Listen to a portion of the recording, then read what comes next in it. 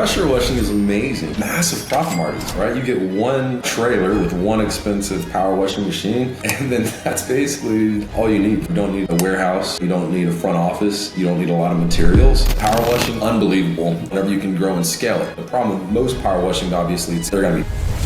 What's going on, guys? Today I'm joined by Tim Green. Tim is a business advisor in the home service space. Honestly, he has his foot in a lot of doors right now. So I'm going to open it up for you to kind of share a little bit more about yourself, Tim, and then we'll dive in. Awesome. Thank you for having me here today, Michael. My name is Tim Green. I founded Green Consulting several years back after being in the home services industry here for over the last decade. I flipped lots of houses, over 100 houses, wholesaling and rehabbing, fixing, flipping houses.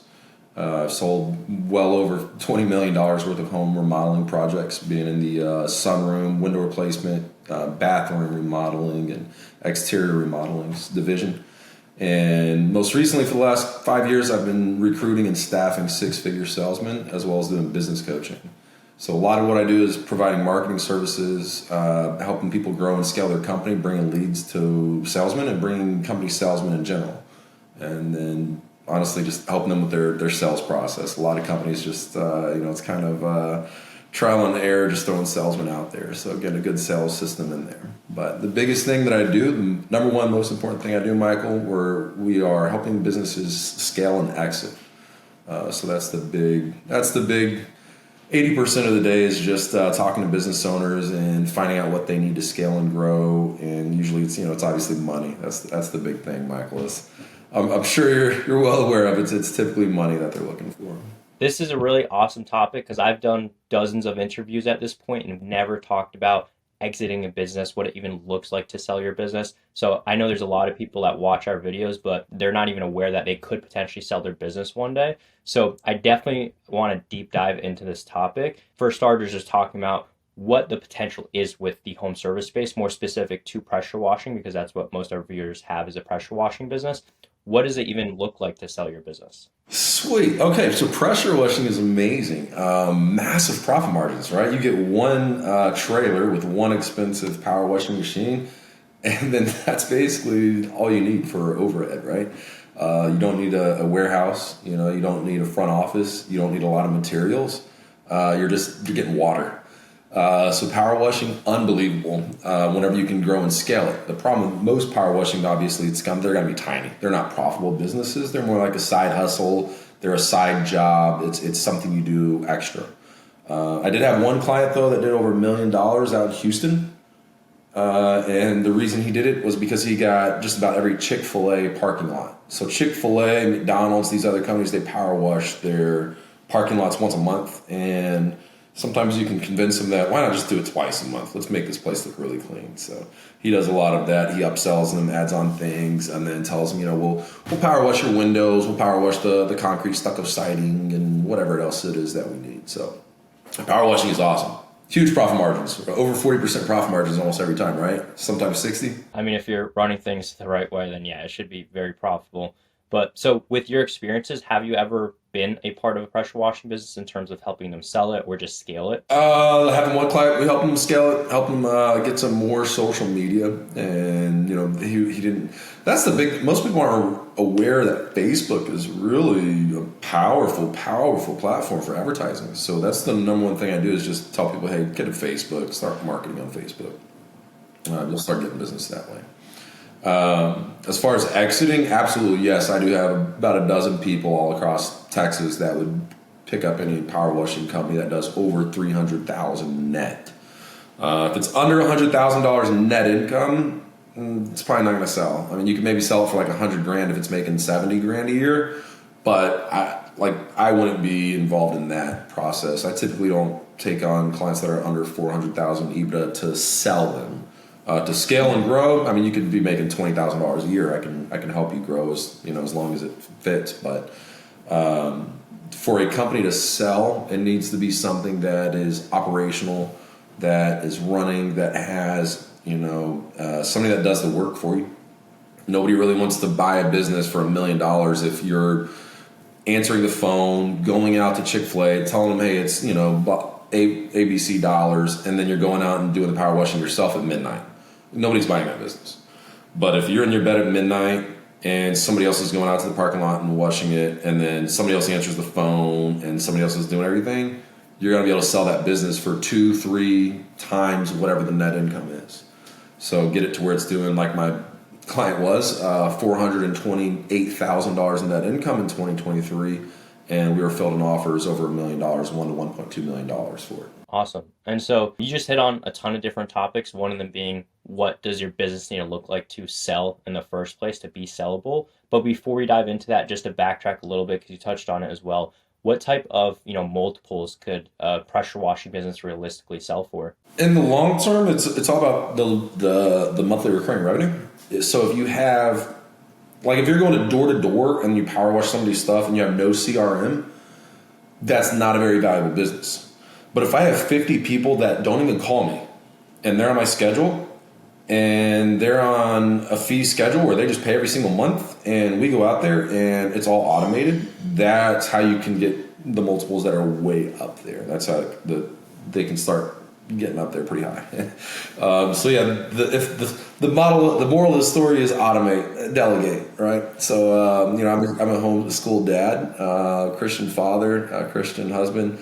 I'm huge into being a good father, being a good husband way of thought there. So I came up with the acronym DAD, D-A-D, which is duplicate, automate, and delegate. So everything that you do in the business, right? Power washing. Answer a phone call, go out there and give a price, go out there and power wash, collect payment. Okay, that's the model. Now, how do we go out and delegate all that? We need somebody else that answers the phone, somebody else that gives a price, and somebody else that goes and washes it. And then we got to duplicate it. We don't do it just once. We go back and do it the next month. We don't do it just with this guy. We ask him, which one of your friends and family and neighbors, hey, Chick-fil-A, do you know the manager from Burger King across the street? It may not work like it does in residential, right? But you'd be surprised, they might say, oh yeah, all of us have been using the power washing guy, and yeah, we all fired him like 2 months ago. It was us and Arby's and even Walmart. I think Walmart's actually looking for a new person. Oh, okay, cool. Now you know to go straight to Walmart and Arby's, just as an example. So go and delegate everything, automate everything, and duplicate everything. And that's how you should look at the business. Get out of working in the business and just be working on top of the business. That's awesome. And that's a really good way to simplify things. A lot of people like to overcomplicate it, but it really is as simple as doing just that. Duplicate, automate, delegate. That's great. And so getting into someone that does want to sell then, let's just say they're door knocking, they're putting in a lot of the legwork, so they didn't automate and delegate a lot of tasks. They're doing most of the heavy lifting. As you said, that's not very attractive to a buyer because they need to bring in team members and automate things and do all that work, and it's not already done for them. So what are those first steps someone can take to start building a business that's actually sellable? You touched a little bit on hiring the right people, automating parts of the business. Like, what exactly should they be hiring for? What exactly should they automate? All the processes, the phone answering. I've read reports anywhere from 58 to 73. Of course, 78% of statistics are made up on the spot, but 70% of phone calls don't get answered, which is insane. You think about a realtor, it's actually in the 80s, up to 90% of realtors don't answer the phone and don't return a call. Business owners can often be the same way. So your power washing company, there's a very strong chance you're getting 3 phone calls a day. That out of the 10 phone calls a day you get, there's 3 of them you don't answer. And what's the chances, if you don't answer that call, what's the chances they answer when you call them back? Is it 50%? Is it 80%? Is it 20%? It's not 100%. So when somebody calls you, you need to answer that phone. You can't have phones not being answered. Or what we've created is text back services. So I have a software that automates everything where if you receive a phone call, you'll just text them back automatically from the robot. And it goes, hey, this is Jeff from ABC Power Washing. Sorry I missed your call right now. Are you looking for some power washing services? How can I help you? And it's just a robot that sends a text message back out to every single client that ever calls you. The client's going to go, hey, Jeff, yeah, we want a price. I'm the manager of the Arby's. Can y'all come out and power wash my parking lot? And your robot can go, sure, here's my calendar. And it'll send the calendar straight to them. And then they can book it on your calendar, in which case you get the appointment and you'll get a notification. And then an hour later, when you get back to your phone, you're done with the kids, you're done at the gym, you're out of church, you look at your phone. Oh, wow, I got an appointment on Wednesday at 11 a.m. Look at my automated business. And then you can call them on 11, or you can call them and say, hey, did you mean to set that appointment? You can text them and just say, hey, looking forward to coming to meet you on Wednesday. You can do whatever you want to with it, or you could just show up Wednesday at 11. I don't recommend it. You should confirm things, but yeah, all of that right there. Get everything automated. Answer the phone. Grow the business. The number one thing, of course, is the money. Nobody's buying something that's a loss, and nobody wants to buy a job. If you're working 80 hours a week and making 100 grand, why would an investor buy that? Somebody with $1 million works like 20 hours a week typically. They automate things, they invest things. So as an investor, if I'm going to spend $1 million on something, I don't want to work on it. I want to invest $1 million and get 10% back. So I invest $1 million and make 100 grand back every year, and that's what they're happy with. What I love about the home services industry, not just power washing in general, is that it's not a 10% return; it's a 10x return, right? So as an investor in the real estate mind, if I buy an apartment complex at $1 million, it needs to make 100 grand a year. But with the business, what's amazing, if I spend $10,000 in marketing, I can return back $100,000 if I know what I'm doing, right? So most of my clients are roofing, solar, lawn care, pest control, exterior remodeling, people like that, where there's sales involved, one call closing, which power washing is definitely one call close. And then just going door to door. I would recommend doing that as much as possible if you just want a power scale. But to sell the business, you want it as big and as best as possible and automated as possible. Big numbers, big employees, big revenue, and everything being flawless, everything put together and organized. You don't want to buy the Cleveland Browns. You want to buy, the Baltimore Ravens, the New England Patriots. You don't want to buy the Jacksonville Jaguars, right? It's just nobody wants to buy a shit show.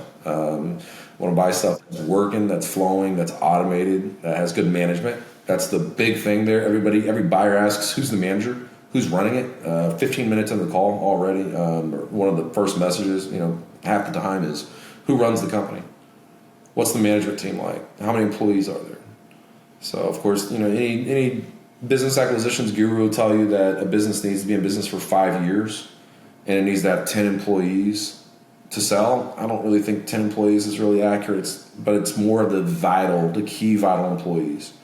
I don't need 10 employees to run a power washing company. What I need is a power washer guy that's been there at the company for more than a year, somebody that has a driver's license that doesn't have DUIs, and that's pretty much it. So if I get a couple trucks, even with 3 trucks, I still only have 3 employees. 3 trucks doing a couple $100 grand a year each, and I'm doing $700,000 at 40% profit margins, making $320 grand. Next thing you know, I got a business that's worth $500, $600, $800 grand maybe. So just grow it, scale it, add to it the right way, though. You don't want to just go hire 10 employees and then you only have 2 routes and you just got 8 trucks and 8 people sitting around all day. It's like, okay, get your truck and go door to door, I guess. Might not be the best idea. You'd be better off hiring 8 kids to go door to door first and then get the business. But yeah, that's what I would do. Lots of door knocking, lots of Facebook marketing, mixing in residential and business. I guess for the clients, for the following that you do have, are all of them mostly commercial, or are they mostly residential, or is it kind of 50-50? Yeah, so that was actually going to be the next thing I brought up, was the fact that most people watching this are probably doing a majority of residential with some commercial, but majority of that being residential. So in a situation like that, should they try to offset it and start doing more commercial, or can they grow it doing residential but still make it valuable enough to get that higher multiple? So different kinds of thoughts on it, right? Obviously, now the commercial is going to be your bigger dollars. Commercials also, they're going to know what pricing is, and they're not going to overpay. They're also going to pay every single month. You lock in 1 McDonald's, next thing you know, you're going to have 10 McDonald's. And McDonald's pays every month, and they need their parking lot washed every month. So yes, McDonald's, Walmart, you want those. But how do you get a McDonald's contract if you're 8 months in business and you have one, 2008 Dodge Dakota lugging around a 50-gallon tank? It ain't gonna work. You better have an F-350 in a trailer with the 500 or 5,000-gallon tank, whatever it is. You can't have the little bitty tiny one. It's got to be a big one. And then you got to have, of course, brand awareness, brand recognition, and a little bit of stability in the industry. So I would think going door to door while also doing some outreach to businesses, that would be the way to go. So for me, we send 20 to 50,000 emails a month to roofers and solar and restoration companies. That's the big three: roofing, restoration, solar. So I send anywhere from 20 to 50,000 emails a month on those. If I were a commercial company, I would look for a marketer like me and say, hey, could you email blast every business owner in this zip code? And I would be able to scrape a list, put together, 1,000 emails and email blast 1,000 people with a 4% response rate. You get 40 clients interested. So some guys have a 50% closing ratio, some guys have 90% closing ratio, but I could, out of 1,000 businesses in the local zip code, 40 of them will easily reply back, yes, I need my parking lot power washed. Especially since it's code, right? If you got an HOA in a house, the HOA might say, yeah, you need to power wash the driveway and power wash your windows, but I've never heard of an HOA requiring that unless you're in the super bougie area. You're usually allowed to have black streaks and tire marks and some dust spots on your windows. So with commercial, you can hit them with, hey, this is a compliance thing, you have to, blah, blah, blah, blah, blah. For residential, it's more like, hey, do you want to make your house look nicer? I noticed there's a bunch of black marks on your driveway. We can knock that out for you right quick, $200. With McDonald's, it's, hey, we'll be here every night at midnight, from midnight till 3 a.m., and it's going to be, $499 for this big parking lot, and it's going to be $199 for the windows, and oh, hey, by the way, every 6 months it's going to be $999 when I power wash the entire outside of your building. So one McDonald's could be, you're talking $5,000-$10,000 a year in revenue, whereas how do you get $10,000 in revenue in residential? You've got to do 200 times. That would be, that's like 800 clients, right? No, 80 clients, sorry. Got it. And so for the business owner that's mostly doing residential or only doing residential, you think if they do want to sell their business at some point, it's urgent that they start offering commercial services? No, I wouldn't say so. I wouldn't say commercial isn't required. There's lots of power washing out there that's going to be residential. But I mean more so in regards to getting a higher multiple for it. Yeah. The big equity groups aren't buying 2 door-to-door salesmen with, 45 residential contracts. The companies that are selling for $5 million all are commercial. Got it. Residential power washing, they're selling for 500, 800 grand. They stay small.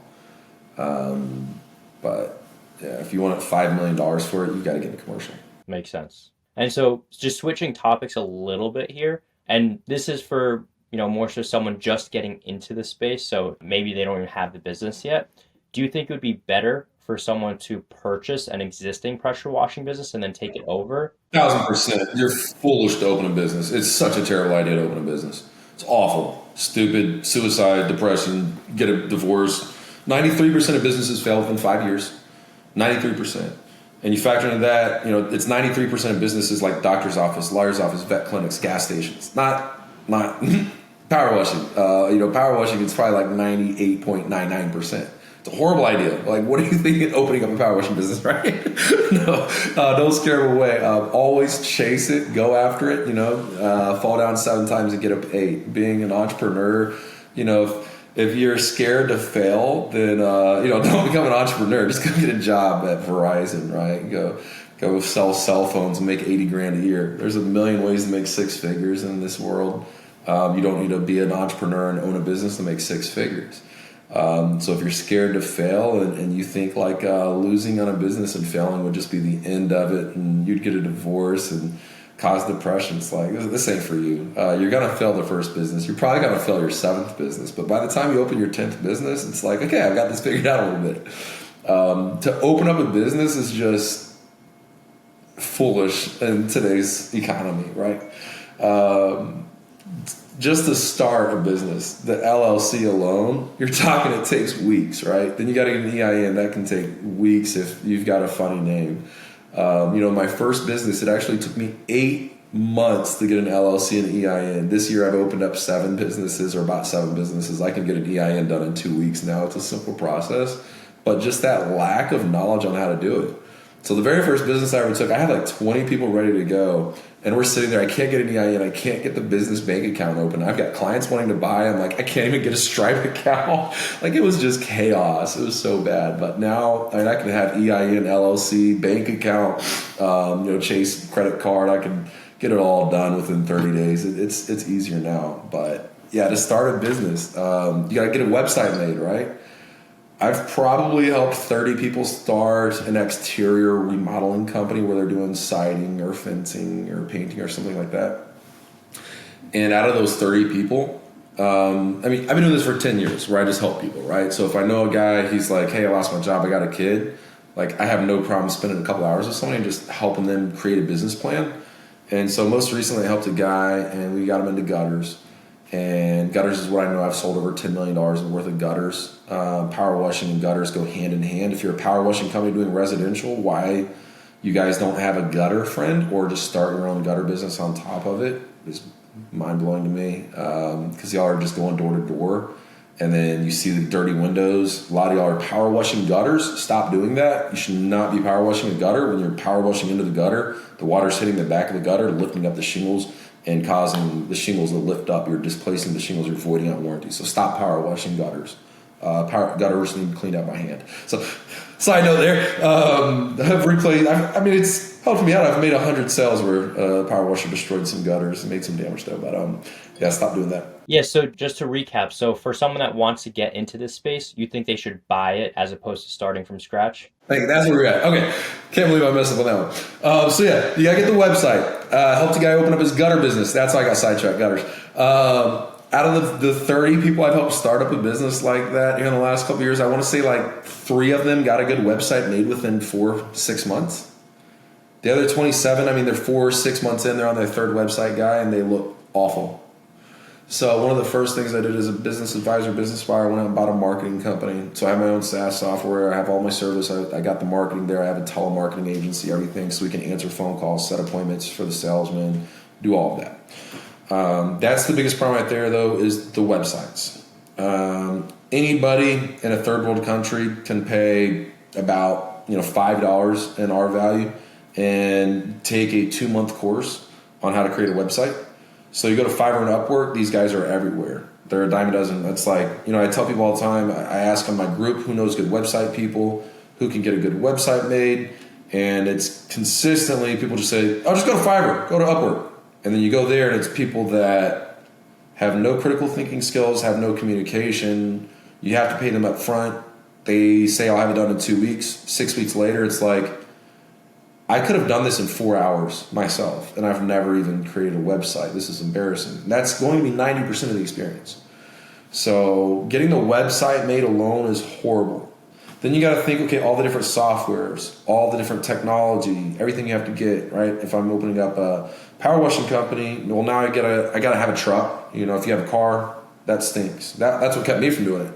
In 2008, I was looking in the Army and they were saying the number one thing for people to do when they get out of the Army is start your own power washing company.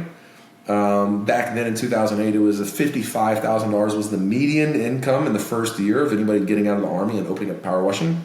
And top 10% was in the $130,000. So 2008, it was easy to go and make $130,000, right? I always think anything top 10% is easy, because 50% of the world is lazy and does not care, and they're just robots going with the flow.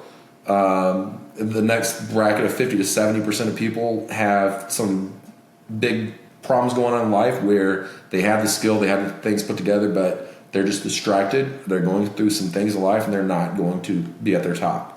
So anything in the world, I'm in top 30% just because I can have a level-headed, clear mind, and I can learn things quickly, and I can be competitive and be a professional. Top 30% on anything I try. But then the goal is, how do I get top 10%? Well, you have to be a little bit lucky, you have to know a lot of people, and you have to be good at it, and you have to kind of be set up for it. So top 10% can be challenging, but there's any industry I can be top 10% in anyway. So just go to work and get at it. Opening up a business, all these problems, all these challenges, all these complications, and then you have to go and get your first client.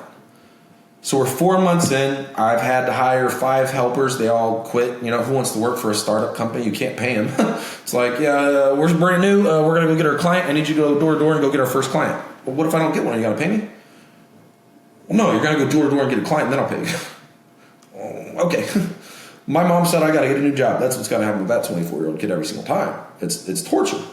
So then you're going door to door yourself, and you get your first client, and then now you got to make sure you know what you're doing, and then don't mess it up. I mean, it's power washing. How hard could it be? Just spray the nozzle and clean off the black marks on the concrete. But then you have to get all this stuff, right?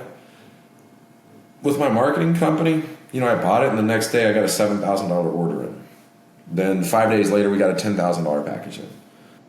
It's like when I bought my marketing company, I made like $17,000 in the first 5 days of buying the business, and I didn't lift a finger. I didn't do anything. Came with the salesman, came with the management team, came with the fulfillment team. I don't lift a finger. It's an investment. You bought my client's business out there in Houston, $429,000 net income. He has his one guy that goes and does everything, and then he helps sometimes. He's got 2 vehicles, but the one vehicle isn't used mostly. It's mostly just the other guys. If you were to buy that business, that night, the business would go and make a couple $1,000. It might make $3,000 that night. It might make $1,000 that night, but it operates every day. Every single night at midnight, that truck is somewhere cleaning some fast food restaurant's parking lot. The day you buy the business. So the day I buy the business, let's say that one, we had it for sale for $800,000. You buy that business, what do you need to do to buy an $800,000 business? Well, you need $80,000 down. Well, Tim, I don't have $80,000. I know I made it sound easy, but here's the fun. You don't actually need the $80,000 if you know somebody else that does. I'm from a West Virginia trailer park. My mom, left when I was 2 years old. I don't have $80,000 given to me. I'm not a trust fund baby. My parents don't have $80,000 to give to me. They don't have $800 to give to me. But if I needed money, there's people out there with $5 million, $50 million, $500 million everywhere. There's banks out there. Not your Chase Bank, not Bank of America. You can't go to them. You could go to Chase Bank, Bank of America, and ask them for an SBA loan.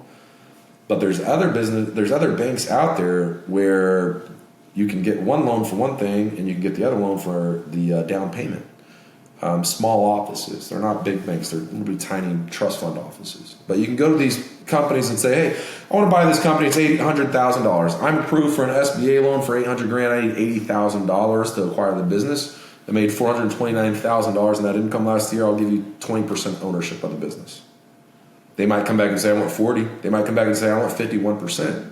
They don't know. You'd have to talk to a couple of people to find out what they want. Not all deals are the same. Not all people want to lend their money the same way. So you got to talk to a bunch of people or find somebody like me that already has 100 contacts that they ship it off to. But is it worth it for an investor to spend $80,000 and return back 20% of a $400,000 company? 20% of $400,000 is $80,000. As an investor, if I get 10% back on my money in real estate, I'm happy, right? I buy $1 million apartment complex, it makes back $100,000, 10%. That makes him happy. So if I can spend $80,000 on a power washing company and get back $80,000 year one, $80,000 year two, $80,000 year three, and then we sell this thing for $2 million and I get $400,000, that's a really excited investor that is begging to go and do business with you again. And he's bringing other friends with him. Hey, you did really good flipping that $800,000 business into a $2 million business. My buddies and I would like to talk to you about how much money we have. And let's see if we can go and do this 10 times, right? So one power washing company, what do you think your average viewer is doing? You think they're doing 150,000 take home or less than 100 probably? I'd probably say the average is doing around 100 to 300,000, not in take home, just overall revenue. So take home probably closer to 50 to 100. That's the median. The average is 55. So if you're not doing 55 within, if you're not on pace to make $55,000 a year within 6 months, definitely hire a business coach, hire something, do something because you're not on pace. You're failing. If you want to go big, it's not that hard. You just need some marketing. You just need to spend a couple $100 on Facebook ads, hire a kid to go door to door, hire an email marketing guy like me to email blast every business owner in the zip code. and you'll by far exceed 100 grand revenue a year, definitely. As far as going back to what I was saying there a second ago, if you want to sell, you guys should be joining together as a group, as a community.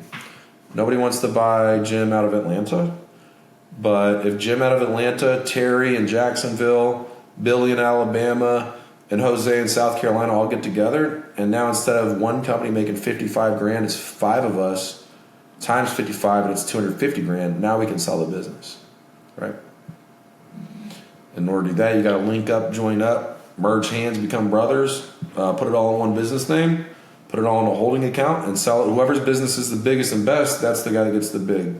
So you take, Terry in Atlanta is the guy that makes 55 grand off of doing 130. But Jose up in Carolinas is, he's the guy that did $348,000 in revenue, and he took home, $112,000.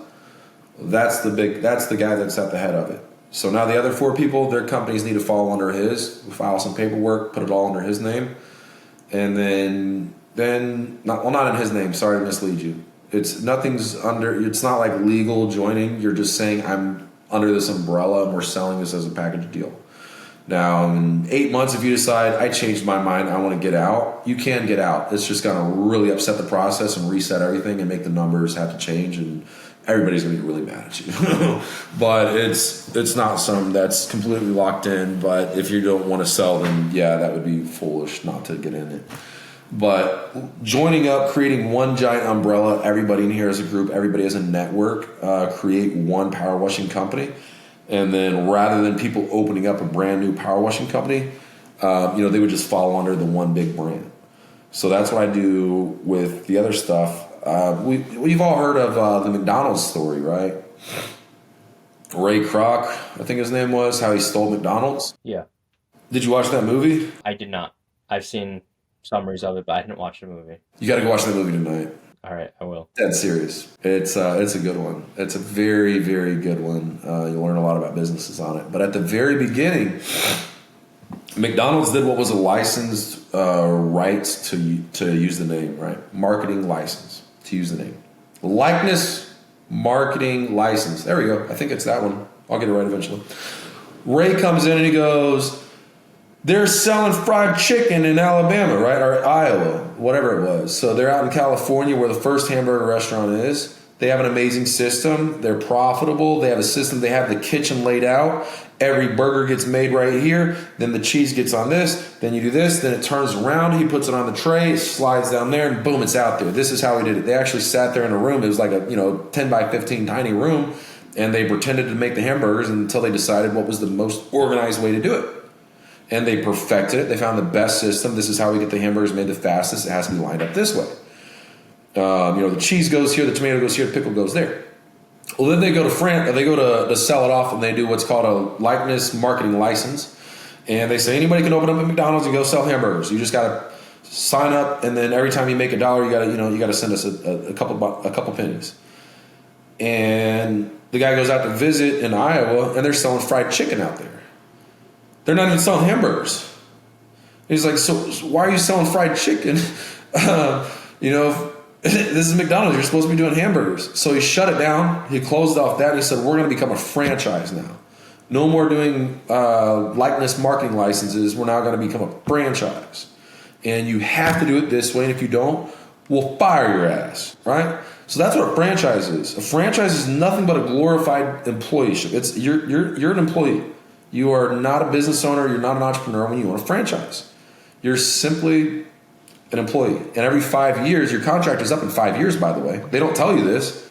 It's, hey, give us $100,000 right now and, give us a loan for $500,000.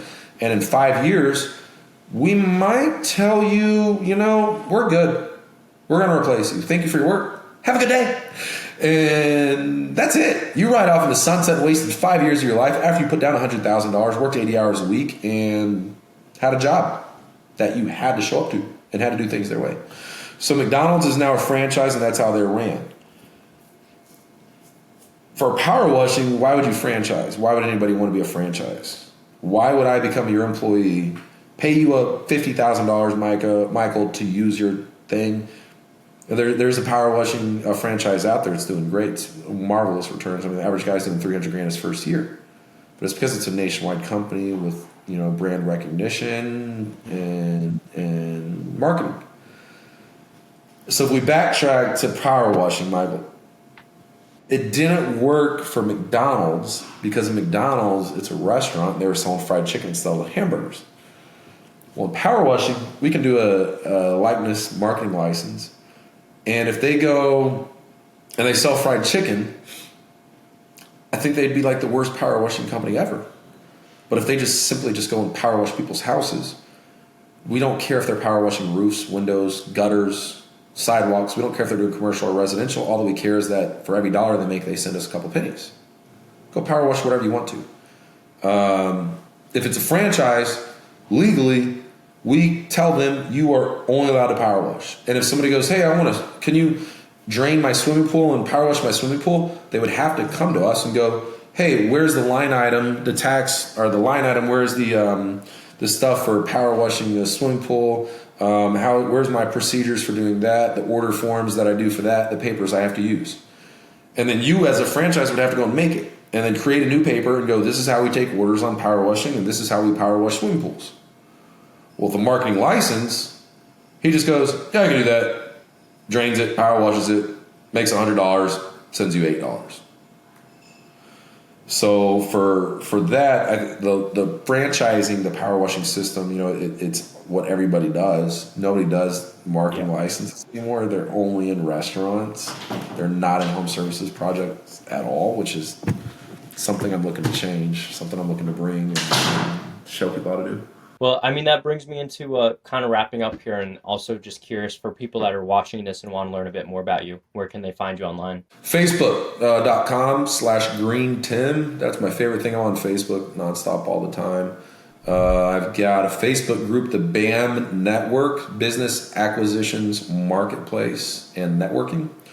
And then Green Consulting has a website, which is thecoachgreen.com. Well, this was super valuable, Tim. Once again, thanks for coming on. This was great. Thank you so much. Pleasure being here.